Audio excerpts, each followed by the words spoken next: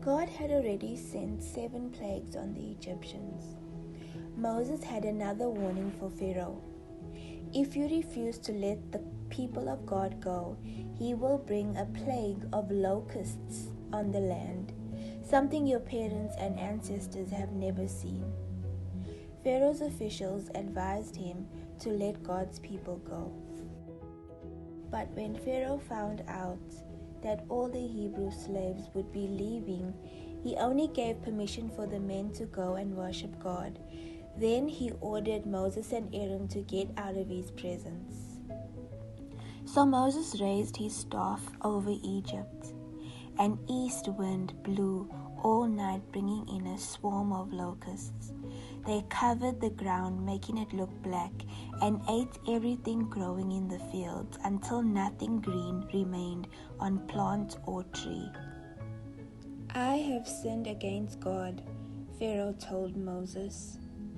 Forgive me once more and pray to God to take this deadly plague away. When Moses left Pharaoh and prayed, the wind changed direction and blew from the west, carrying the locusts into the Red Sea. Pharaoh became stubborn again, broke his promise, and refused to let God's people go and worship him.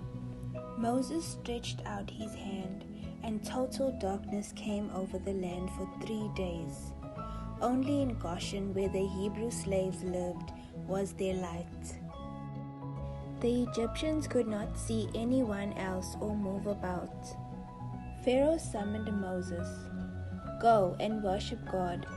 Take your women and children as well, but you must leave your animals behind.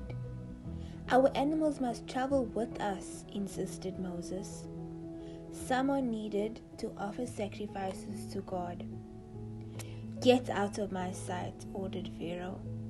Don't ever appear before me again. If you do, you will die. Just as you say, replied Moses, I won't appear before you again. But God has one more plague to send. About midnight, the firstborn son of every family, an animal, will die, and there will be weeping and wailing everywhere, except among God's people. Moses was red with anger. Then your officials will come and bow before me and tell us to leave. After that I shall leave. Moses then turned and walked out of the palace. The Lord then told Moses to tell his people that on the 10th day of the month, every man who was head of a family was to sacrifice a lamb.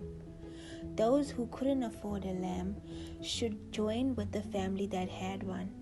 The lambs must be 1-year-old males without defect.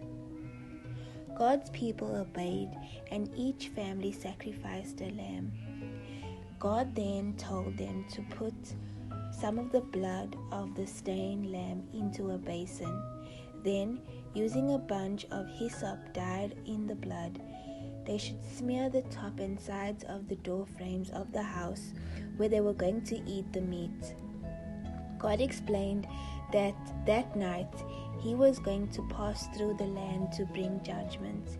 But if he saw blood on the doorposts of a house, he would pass over and those inside would be spared. So the Hebrews did as God instructed. That evening, God's people got dressed, ready to leave Egypt, and sat down for a meal they would later call the Passover, for God would pass over them. Moses explained that the Passover meal was to be celebrated every year, and when children asked what it meant, they were to explain its meaning and tell how God had spared those homes covered by the blood of the Lamb and set his people free. So at midnight, the Lord passed over the land, and the firstborn son of Pharaoh and every Egyptian family was found dead, and the firstborn of every animal was slain too. There was weeping and wailing in every house, except those houses with blood on the doorposts." That night, Pharaoh summoned Moses and Aaron and said, "Up, leave my people and go and worship the Lord God. Take your families and animals with you. Please bless me." God's people packed their belongings. The Egyptians, afraid that they might all die, gave them gifts of silver and gold. "Hurry and leave," they urged. God's people rushed off so quickly, they did not have time to add yeast to the dough they had made for bread.